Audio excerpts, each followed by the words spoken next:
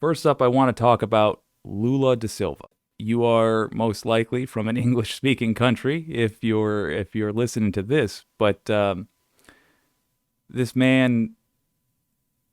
Ooh, hey, we're back. Fantastic. This man has his story has effect on what the political landscape might look like in the U.S. He was a socialist leader in Brazil, and he was a worker organizer, and he was the president in the early 2000s. I think 2003 to 2010. But during his time as president, Brazil moved up in the world. He still had to fight a lot of the same corruption, frankly, we do here. But it was exaggerated because the country had the United States picking on it for a long time. Under his second term as president, Brazil became a net creditor 2008 for the first time. And then he was imprisoned. He was imprisoned after he got out of office. He was imprisoned by his political opponents.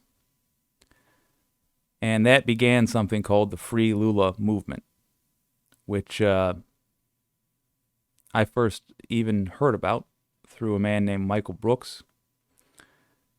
And I'll tell you, right now, Michael Brooks, unfortunately, he passed away in 2020, but right now, from somewhere, he is smiling. If there wasn't an afterlife, it was invented just so Michael Brooks could have this moment.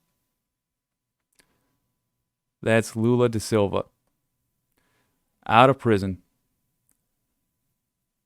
ran for office again against Jair Bolsonaro, and beat him handily. Bolsonaro was a far right extremist, and there's Lula, freshly sworn in. There is a bright future for Brazil now.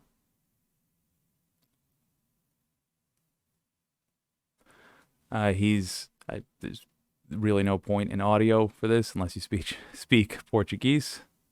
Oh, heck yeah, Lula.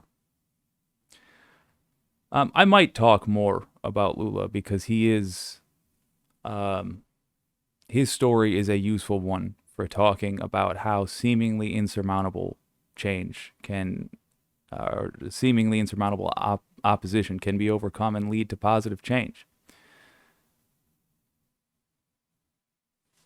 Oh man, oh man. We got the link to the NBC video, of course, in the description.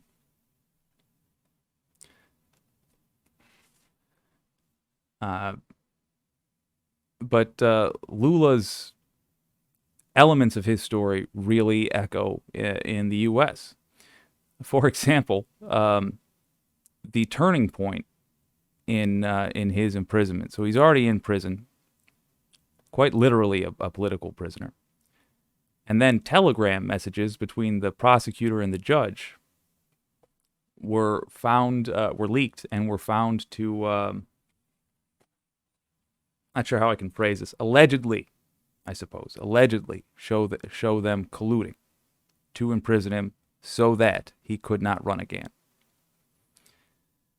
That really began the shift, because after that, new fact after new fact got discovered to the point where all charges were eventually dropped against Lula, and that led to the swearing in that you just saw. His new campaign for presidency. I think Brazil has a bright future now.